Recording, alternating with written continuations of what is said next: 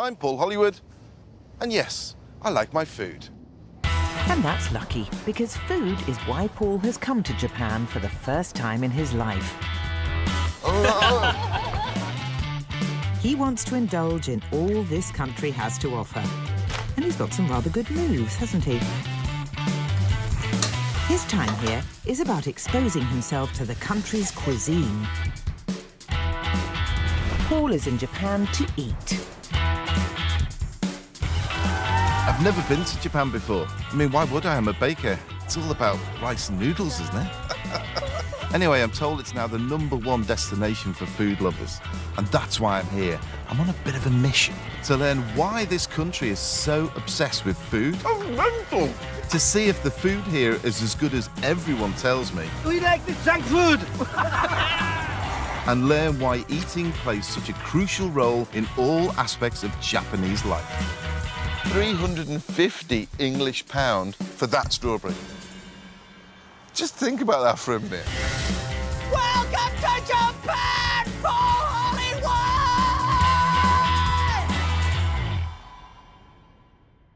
It's time for Paul to move on and explore the rest of the country. And that exploration is starting with a short day trip north for dinner. It's a trip Paul's getting very excited about because today he fulfills a lifelong dream. When I was a little boy, I was a bit of a train spotter, and I used to sit at the end of the platform collecting numbers of all the trains. But there was one train I really wanted to see, and it was in Japan. And it's the bullet train. Well, he's had to wait 40-odd years, but now Paul's train spotter dream is coming true as he finally rides a bullet train, or what the Japanese call the Shinkansen. And we were on the fastest of the bullet trains, capable of 200 miles an hour. After 2.5 hours of high-speed happiness, Paul's stopping off to pick up his dinner before his return trip to Tokyo. And it promises to be a very different experience to eating on British trains. You get the lovely buffet trolley on British trains, chocolate bars, crisps, terrible instant coffee, inedible white bread sandwiches, the worst muffins known to man, and, if you fancy something hot, microwavable hamburgers. Yummy. To learn about what the Japanese eat on trains, Paul's meeting up with Japan's most famous train spotter. Hello, Kan. Hi, Paul. Paul, nice to meet you. Hello. Kan Sakurai has traveled the world photographing trains, and he's so famous here in Japan they made a 50-episode anime series following his exploits. But those exploits weren't train spotting. They were Kan chasing his true love, ekiben. I'm here to learn a little bit about ekiben. Ekiben. Oh. Train. Yes, a very fast train. Can you explain what it is? Ekiben is a lunch box. Right. Eki means railway station, and ben is short for bento box, which is a traditional Japanese lunchbox. Ekiben are said to be the best fast food you can get on trains anywhere in the world. And according to Kan, this shop sells the best ekiben in all of Japan. こちらのおかみさんが作ってます。いらっしゃいませ。 So you recommend this one to go onto the train with? はい。これは母の味ののりのり弁という Interesting name. What's in this? ご飯と昆布と海苔とご飯とおかかと海苔と梅干しと重ねて2段ののり弁です。 Can we take two, please? Yes. はい。ではありがとうお気をつけてありがとうございます。 Thank you very much. Thank you. 気をつけて。 Come on, Cam, we've got a train to catch.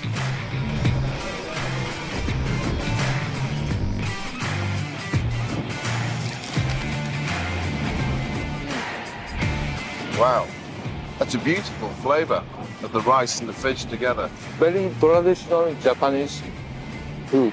I like ekiben. And this one is the Yes, best yes. to you. Kan said ekiben is very regional, so wherever you are in Japan, you eat those regional dishes, and it's a great way of learning a little bit about Japanese food. And this is rice sandwich. A rice sandwich? Yeah. Yes, of course. The Japanese eat their way through up to 12 million ekibens every week, and Kan is doing sterling work in keeping sales figures high. How many ekiben have you ever had? A lot? Maybe 5,000. 5,000? Yes, yes. 5,000 ekiben? Yes. Where'd you put it, Cam? No one knows this, Cam. I'm only telling you because no one's here. I used to go to the trains and get the numbers of the trains and tick them off when I'd seen them all. Is this something you've done, Cam? No, I'm only photo shoot. See, that's not real. That's not a real train spotter. It's about dedication, Cam.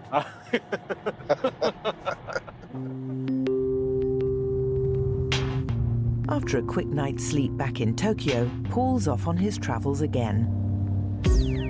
His destination is Japan's ancient capital, Kyoto, and despite the crew minibus not quite having the excitement of the bullet train, a stop en route manages to give Paul a bit of a baker's buzz. I was feeling a bit peckish, and actually so with the crew. And we saw this bakery, so I wandered over to have a look, and you will not believe what I saw. Nat, come in here, mate. Just gone in for me breakfast, right? Middle of Japan. Look at that. The most freshly baked sandwich bread sold in 24 hours, and they did just under 3,500 loaves. They sold in 24 hours in the middle of Japan. Guinness World Record. Honestly, you want to go and have a look at that place? The bread is amazing. I'm loving it, I'm in heaven. That place was a revelation. It had cakes, it had bread. It was absolutely incredible. In fact, I bought a sandwich loaf just to take in a van. It looks a little bit like a brioche. Shokupan is Japan's favorite loaf. It's incredibly soft, feels like a fluffy cloud. And even in this rice-based culture, the Japanese buy and eat millions of shokupan loaves every single day. That's a very, very, very, very, very, very, very, very, very, very impressive loaf. I'd have a sandwich with that any day. Having enjoyed a good bread hit, Paul's now arriving in Kyoto. Kyoto means capital, and for 1,000 years this was the capital of Japan. And look, it's still very beautiful. Lots of lovely old buildings and people everywhere in kimonos. Don't be fooled. Those people in kimonos are probably Chinese tourists. They've hired those kimonos, go wandering around the streets, taking selfies of themselves all day. One of the reasons Kyoto attracts so many tourists, kimono-clad or otherwise, is that it's home to over 2,000 shrines and temples. This one's the Fushimi Inari, a Shinto shrine. And Paul's come here to meet Diane Kichijitsu. Give a little bow at the door. She adopted the surname when she came to Japan. It means lucky day. The mountain behind is actually what you're worshipping. The building is just in the front of it. Diane's lived in Japan for nearly 30 years, but grew up a few miles from Paul's childhood home. So tell me, Diane, I come all the way to Kyoto and end up meeting the Scouser. I mean, what is going on? What's your story? How come you're here? No, I just came here as a backpacker. It was never a plan to stay, but I just kept finding things that I fell in love with. So why, you may ask, am I hooking up with a fellow Scouser in Japan? Well, sadly, it's because of a diet. I'm vegetarian. Oh, are you? So... Do you find it easy to be a vegetarian in Japan? No. Because I see they use stock, whether it's fish or beef. Yeah. But you don't very often see vegetable. No. So maybe veggies are better off back in the UK. I think veggie food is pretty good in the UK these days, a lot better than the days when the only choice was a nut roast, Linda McCartney's sawdust sausages, or just eat the vegetables. All restaurants do vegetarian options these days, and even Greg's famously do a vegan sausage roll. So what's Diane's go-to veggie option in Kyoto? I mean, what is Kyoto known for? Well, Is tofu. it just... Oh, is it? Yeah. Yeah, tofu. It's well known for tofu, which I adore. I love tofu. If you get good tofu, yeah. I don't see the point of it. And cut to a local tofu restaurant. Yes, Paul has come to Kyoto for conversion therapy. 5 delicious courses chosen by Diane, designed to make our Paul fall in love with tofu. It was as part of the vegetarian diet of Buddhist monks that tofu became so popular in Kyoto, And most Japanese now eat tofu every single day. So, what is tofu? It's made from soybeans. Soybeans. Yeah, so there's very soft, like silky tofu. Yeah. And then there's the harder tofu. Is that the rubbery one? Yeah, so I ordered a little assortment for you. Do you want to start with the hot one? So what is this then? So this one is tofu, just regular tofu, just heated up, I think. Cubes of tofu in water? Yes. Oh, delicious, thank you. I know. Aren't you glad you came? Oh, look at that. Before we eat, itadakimasu. Itadakimasu. Itadakimasu. Ooh. Trying to read the reaction. That doesn't taste of anything. It does. So what's the point? It's like a beanie flavour. A beanie flavour? Yeah. It has no flavour. Yes, it has texture of a slug. What's the next one? Well, this one's sesame. Ah, okay. Similar consistency. It's creamier, isn't it? I mean, you can taste the sesame. Are we selling you on it? No. Oh, come on. No, Are we don't. gonna Now do this it? one, what's this? That looks like chips. That's the closest to junk food. It's fried tofu. The fried one, I mean, it was like you were just eating batter with nothing in it. But we're getting there. I got an Really? there. Which is sarcastic. Are you sure now? No, you Absolutely. just don't want to admit that you like it. And look how Delicious. nicely presented it is as well. I Look at know. that. What's this one? This is just a basic tofu. It's like the smoother one. Oh. Yeah. Oh. Lovely. Are we going backwards or forwards? Oh, jeez. Okay, this Rank. is my paradise. I'm like so happy here right now. So it doesn't matter what you say, I'm still going to enjoy it. So this is my favourite. I love yuba. I eat it loads. And this is made from what? The top of the tofu, it's taken off layer by layer. I don't like it. None of it? Well, to be honest, I was pretty neutral before this. And now I really don't like tofu. I mean, the only one that's palatable would be the sesame. Oh, okay. That doesn't mean it's good. It's still really, really bad. It's healthy. So is running, but I don't do that either.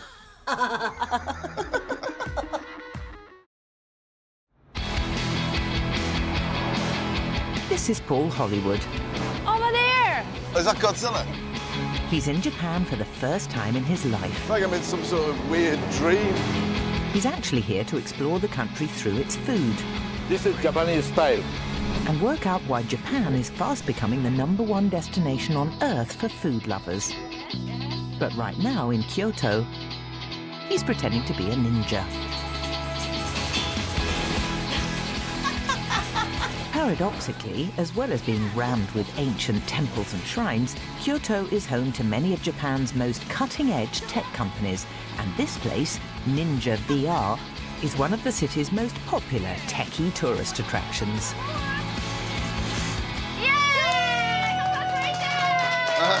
Still got it, Paul. Right, back to the food. And not just any food, because Kyoto is home to possibly the poshest way to eat, not only in Japan, but in the whole world. Kaiseki.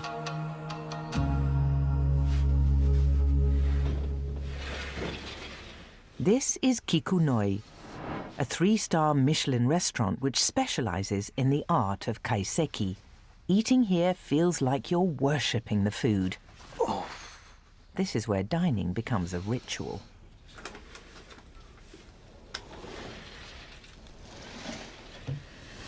Are there elements of ritual in the way that we eat in the UK? Well, you've got to wear a tie at the Ritz. Some people say grace. Me mum always made us fold the napkins at the end of the meal, but I thought that was silly because she then picked them up and threw them in the washing machine. So what exactly is Paul getting for dinner? Well, he'll be served 11, yes 11 courses of the most beautifully prepared food he's probably ever seen. After wetting his whistle with a bowl of warm sake. It's the best sake I've ever had.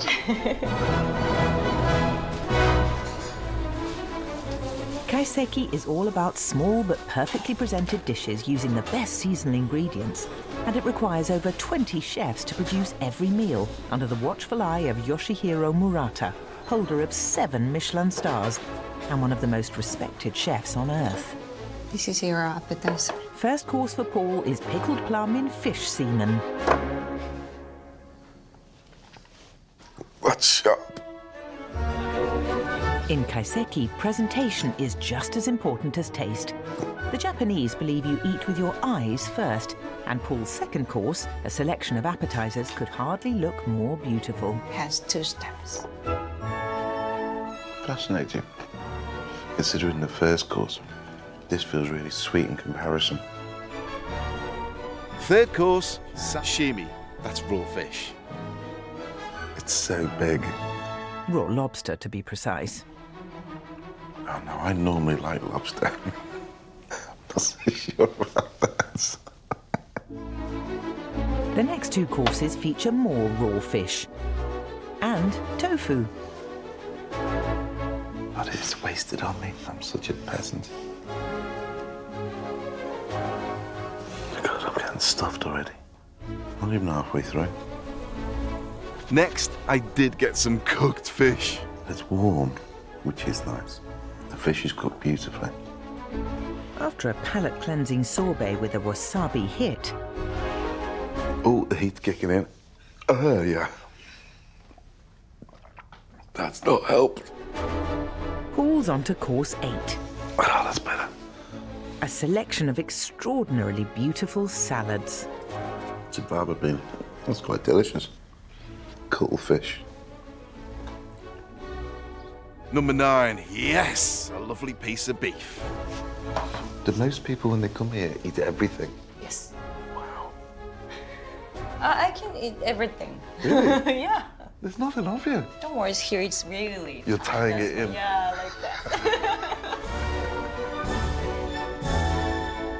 I mean, the meat dish was incredible. Inevitably, after course 9 comes course 10. Kyoto-style karashi sushi. That's sushi rice topped with mint shrimp, anago sea eel, egg thread, salmon roe, grilled nori seaweed, ginger petals, shiitake, mushroom, green peas, konomi herb, mushroom soup, namko mushroom and black pepper. Yeah, that's just one course. Those last 2 dishes have been amazing. The final 11th course is right up Mr. Hollywood's boulevard. Can you see that? A sponge cake pudding. That's amazing. That meal was a lot of things, and all of them were superlatives. It's absolutely delicious. The most complex, the most interesting, the most fascinating food. But some of the raw seafood dishes that came in the first half were very challenging. Oh, dear me. Chef's finished me off. If I could sleep for a week. But the last 6 plates I had there was some of the best food I've ever had. And in real time, that meal took 2.5 hours for Paul to finish. Can't believe how dark it is. I've been here for hours. It was light when I got here. After a big sleep, it's time for Paul to leave Kyoto behind him. Back on the bullet train and heading for perhaps the most ill-fated city on Earth. On the 6th of August 1945, the most devastating bomb that any human had ever seen exploded above Hiroshima. The 15-kiloton atomic bomb was dropped by the Americans with the avowed intention of forcing the Japanese to surrender and ending the Second World War. An area of 5 square miles was destroyed. More than 80,000 people were killed outright, and in the days and months to follow, the death toll rose to over 140,000, nearly half the city's population, many dying as a result of radiation poisoning. One of the only buildings left standing was a commercial exhibition hall, the Genbaku Dome. Now known as the A-bomb Dome, it's been preserved as a monument in the Hiroshima Peace Park. Today, radiation levels here are on a par with the extremely low levels of natural radioactivity present anywhere on Earth. Paul's visiting the park with a Japanese member of the TV crew, Mai Nishiyama. Mai's our fixer, and basically she organises everything for us in Japan, and she's fantastic at what she does. I came here when I was 16 as a school trip, and we visited here and also we visited the museum. When I saw it that day, I couldn't sleep. because all the images I saw were just so powerful. And when I imagined that that's what happened to human beings, that was just too much. I was told that this river was full of dead bodies because people were really thirsty and also they're completely burnt, so they just dive into it. And you can see lots of bodies floating. It was chaotic. There was that debate, wasn't there, whether to keep this building. I'm so glad that the Japanese government decided to keep it, because when you actually see it, you can see how powerful it was. It's an amazing symbol for what happened. Yes.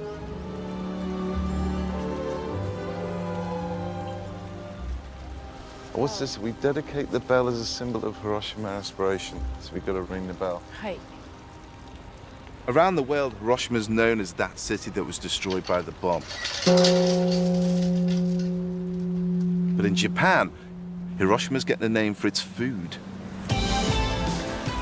The region produces the very best oysters in Japan, and throughout the season, people queue daily at the numerous oyster shacks along the coastline.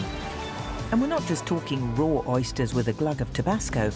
Hiroshima's oysters are massive, and one of the most popular ways to eat them is grilled with a cheese sauce. Little taste of the sea. It's unbelievably meaty, though. It's quite delicious. Hiroshima's signature dish, though, is something which became popular as a direct result of the atomic bomb being dropped.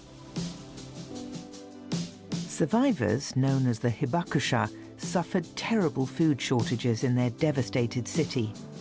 Occupying US forces provided millions of tons of flour, and to use it, the hibakusha borrowed a dish which originated in Osaka, a deep-filled pancake called okonomiyaki. Hiroshima's version of okonomiyaki has become so popular that now one whole neighborhood of the city, Okonomimura, is an okonomiyaki theme park with 25 restaurants serving their take on this iconic dish. So, how do you make Hiroshima-style okonomiyaki? Well, Paul's about to get a cookery lesson from the owner of possibly Hiroshima's smallest restaurant, Konnichiwa. Toshiko Kajiyama. It's very small. There's no messing around with Toshiko. Wallop straight in. I didn't even take my coat off and she's already cooking. I'll make a bit more room in the kitchen. Ooh, ooh. So what's in okonomiyaki? Well, first off, it's wheat noodles doused in special okonomiyura sauce.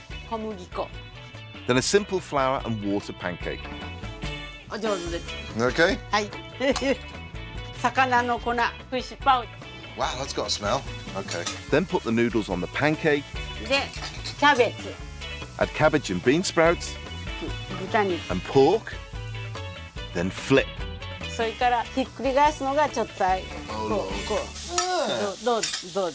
underneath it. Why are you laughing? I thought it was pretty good.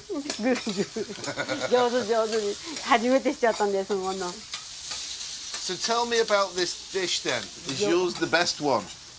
Yours the best one. She's nearly 80 now, which means she was born near the start of the Second World War. So you were alive when the bomb came to Hiroshima? 4歳。 You were 4. Did you see it? 4歳は覚えてないですね。よく覚えてないです。母親は事務員をして生計を立ててたんです。だからその日は母親だけ早く出て出勤してたのでね、お仕事に出てたので母親だけどこで亡くなったかわからない。母親が主人も私も母親が原爆で亡くなりました。 Wow. Then after telling me this heartbreaking story, she's straight back into it again, making okonomiyaki. ポールさんもこれ。 Yes, she was involved in the bomb, but life moves on. And that's the thing that really got to me. She's happy, cheerful. And your happiness, it's infective. そう言っていただければ嬉しいです。 What will make me even happier? Can I try some? It's delicious. Really good. Oshi. 美味しいですね。 Oshi. It fills you up. Was that what the intention was? あ、そうですね。そばやらが入っとった方がお腹持ちがいいからね。Tell me what you think ポー of ルさ mine. んの作ってくださったのをちょっとよいしょよいしょ。上手ですよ。美味しいです。 You like it? Good. You're telling me now I can have a job here on a Saturday morning, so I'll fly from England. Good. さんも素敵な方でして、お会いしてからよかった。I love her. She's great. I'm staying. I found a new mum. Come back. Paul Hollywood is on a bit of a road trip across Japan to learn why this country is so obsessed with food. And that road trip has just taken to the air, as Paul has flown 800 miles south to Okinawa, a collection of Japanese islands known for being one of the very healthiest places to live on Earth.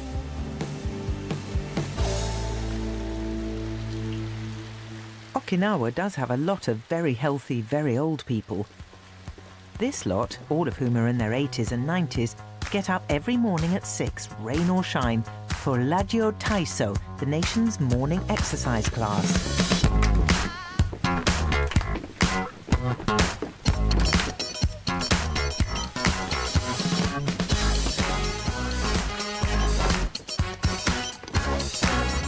And it's not just regular exercise that accounts for their longevity. Okinawa is home to some ridiculously healthy produce.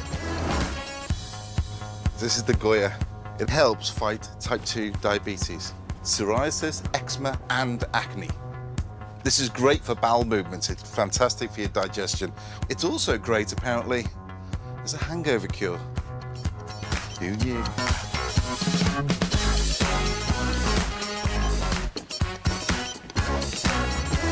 Purple sweet potato. It fights cardiovascular disease and cancer. It's a good source of copper, vitamin B, fibre, potassium and iron.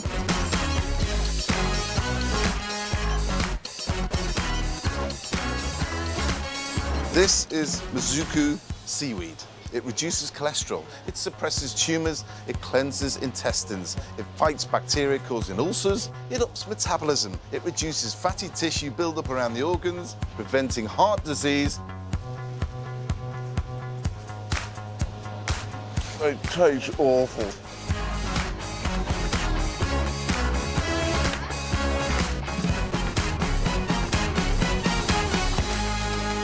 Am I the first English guide to join you on this? No. Jamie Oliver. What? Jamie Oliver was here.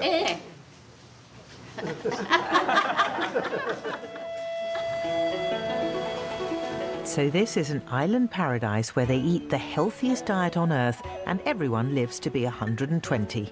Yes? Well, no, not anymore. You see, at the end of the Second World War, the Americans invaded Okinawa, and they've never left.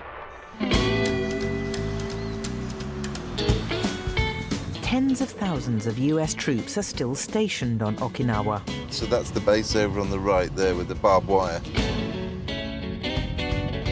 And with them, they brought the American love of fast food. McDonald's, KFC. Okinawa got the first Western-style fast food outlet anywhere in Japan. Coco's restaurant over there. Burger King. And the effect of all that junk food is succinctly explained by Japanese fixer Mai. Lots of Okinawan friends of mine are quite chubby.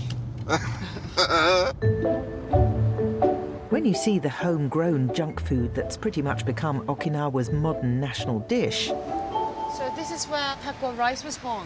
it's not hard to understand why this island's waistbands are getting wider. I don't understand what taco rice is. I've had a taco before. Yeah, but it's instead of having a shell, they have rice instead. You better show me. Okay, It doesn't so- make any sense to me. Okay. すいません。タコライスチーズを一つお願いします。 I've got some facts here. Okinawa, once the healthiest region of the healthiest nation on earth, now has an obesity crisis. 600 yen, please. 600. The generation that grew up eating American food is now reaching middle age, overweight, and at risk of diabetes. Arigato. And almost a third of Okinawa men now die before they reach 65. Bloody hell. How is that in any relation to a taco? Why can't they call it chili con carne? Because that's what it looks like, with cheese on top, and a lot of cheese on top. I mean, it's delicious. And hot. Is it? Spicy. More. What is that, salsa? Salsa sauce. I'll try a little bit. Ah, that looks like taco. No, it doesn't. This is taco. That's not a taco. This is. No, it's not. Yeah, no, by it's Japanese not. standards. No, even by Japanese standards, that's not a taco. Okay. I can't believe he's got the audacity to call it King Taco, Tacos. yeah. These chaps are the Shima Bananas, a group of middle-aged surfers who could all do with shedding a few pounds. But they've attempted to do their bit to fight obesity in Okinawa by recording a song called Meat Tech. Wow! Meat Tech!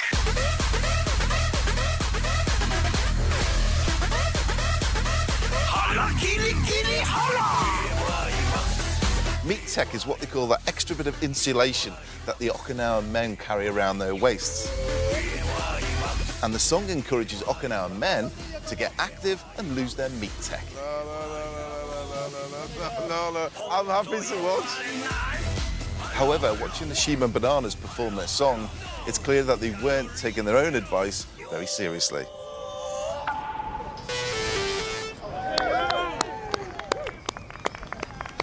A day's surfing often ends with a beach barbecue. Okay, everybody, cheers! And that's where the Shima Bananas' healthy lifestyle philosophy abruptly ends. I wanted to bring something Okinawan. I was going to a barbecue and I thought I'll bring something that I know is healthy because they'll all keep fit and surfing. Guys, Yeah. you should be eating this so you haven't got the belly, yeah? At Paul's end of the table, goya, seaweed, purple sweet potatoes, fresh fish, and a host of other traditional Okinawan food that'll probably make you healthier just by looking at it. What do?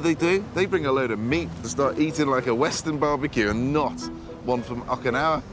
What about this? This is Okinawa soul food. Why aren't you eating this then? Oh, we like the junk food. Yeah, we love junk food, you know. No one touched any of the food from Okinawa. They all just tucked into the ribs and the pasta. So when you were a little boy, did you eat this? Junk food, fast foods? Well, not much. We used to eat the fish, you know, vegetable.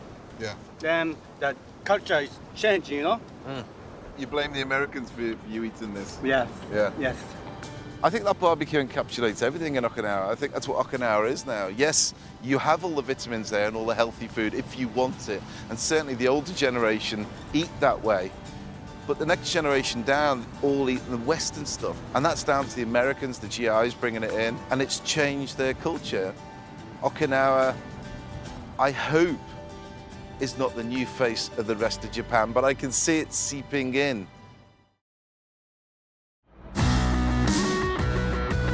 Paul Hollywood is in Japan, learning why this is the most food-obsessed country on Earth.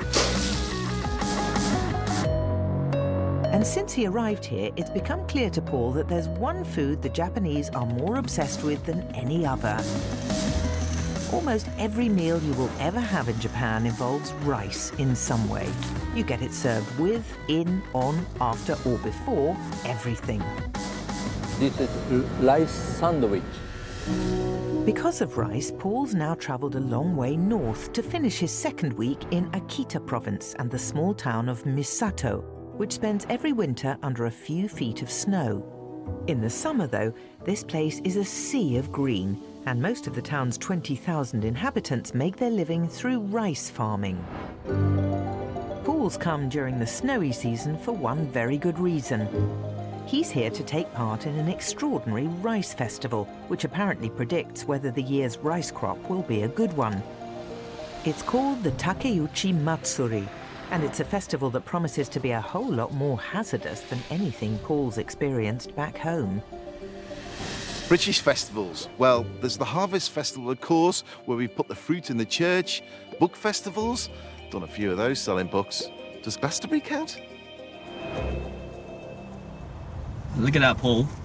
There's a rice paddy fields. All of them are rice paddy fields. Joining Paul for the festival is Saku Yanagawa. I grew up in really countryside of Japan, like surrounded by rice paddy fields like that.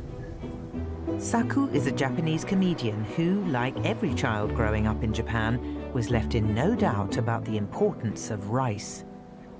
All the mother told us, if we cannot finish every single piece of rice, we will go blind. On average, every single Japanese person will eat 4.5 tons of rice in their lifetime. And there are a lot of different types of rice. Yeah, 300. 300? Yeah. I only know two, a brown and a white. As night falls, we rejoin Paul and Saku, already dressed for battle, arriving at their team's headquarters. Arigato. Turned up with Saku to a site which I wasn't expecting, to be honest. They were all drunk. Drinking sake, wine, beer. Was that bottle full an hour ago? Yeah.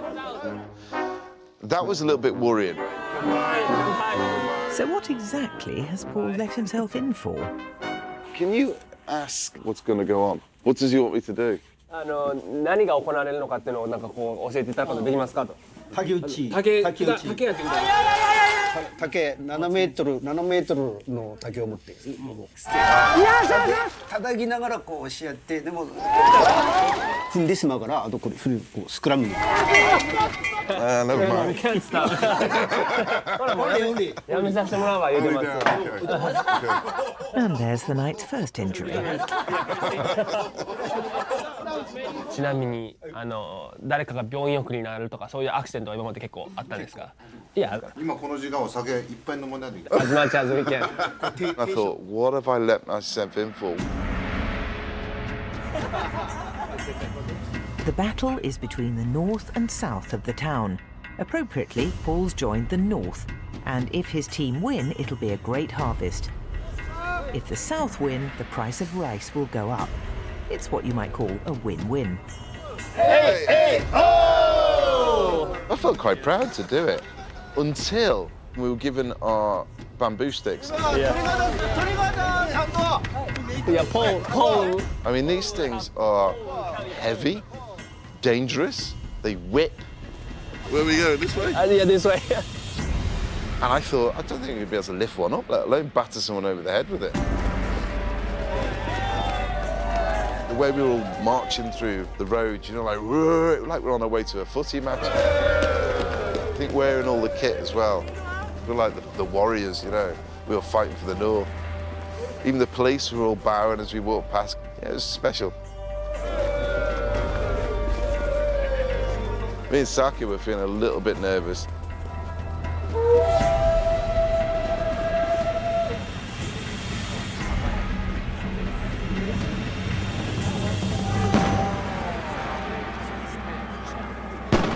It's amazing. Yeah, absolutely, yeah.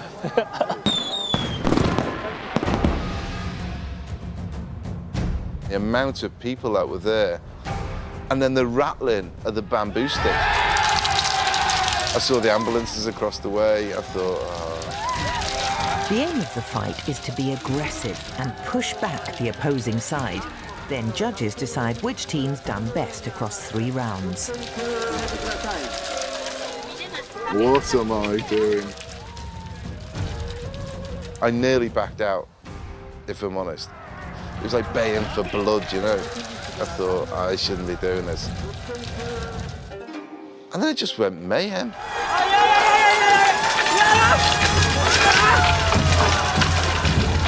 You had 100 plus on one team, 100 plus on another. Within 4 seconds of me running into this group like a lunatic, I did get slapped. I thought, oh. And all of a sudden, it moved from being a bamboo fight into a rugby scrum. Pushing to try and get this team back. the first 2 rounds, Paul gets properly stuck in and takes a few big hits in the process. And then it was over. I need a beer. I'll lie down.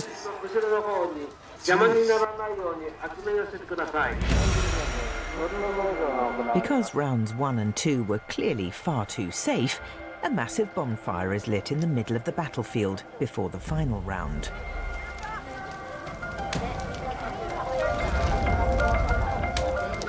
And while Paul and Saku enjoy yet another cup of courage, pieces of paper tied to bamboo poles are dipped into the fire. Their wishes for good fortune in the year ahead. The higher they rise, the more likely the wish is to come true.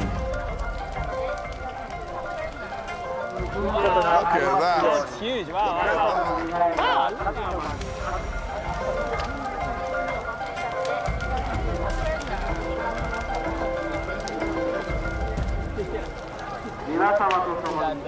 You gonna get our stick?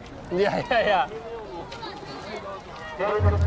The third one's the one they say everyone gets hurt in. This is the scary one. I'm now partially deaf in this ear. It's the fire as well. You got the heat. How come their numbers seem much bigger than ours? Then, after some more aggressive pole rattling, the final fight kicks off.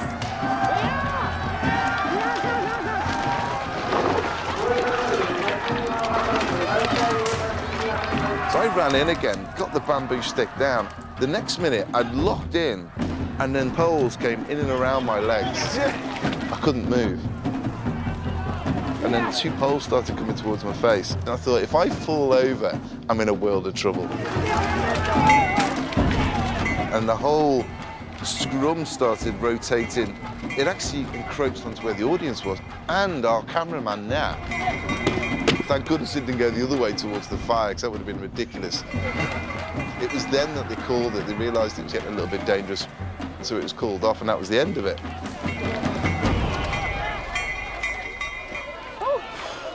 That's a lot. That was actually quite dangerous. Both my legs were beginning to creak. Yeah. We got caught. It was quite scary, actually. Exactly, yeah. You thought, It was like a jail. all of this for rice. I mean, Yeah, for rice, yeah. But actually, to hope they have a good year, well, the fact they've just wiped out half the farmers already. So all we can do is to wait for the result. Yeah, I think we know the result. Yeah. The Northerners lost. It's because the Southerners just had more money. Paul's northern team did indeed lose, but that does apparently mean the price of rice will be high this year, which has to be a good thing for everyone here. And it doesn't stop his team heading back to the village hall for a celebratory feast and a few more drinks. Arigato. Yeah, from England, yeah. There was a little bit of a celebration, there was a bit of a drink. This is That was a chicken. fried chicken, Japanese fried chicken. It's good. You were doing something special. You've just fought for a part of a town. I really enjoyed it, actually. That was a fun festival. It was an experience that you'll remember. Yeah. This is part of their culture. This is a big thing, and it's a big family occasion to watch everyone getting pulled off to A&E. But sitting down at the end of it, and we all had the food, it was magic. Yeah, the chicken's lovely, and I felt part of this team. I was fighting for them. It was a really special night. Thanks for today. Thank you very much. Thank you. Bye. So a spectacular end to Paul's second week in Japan.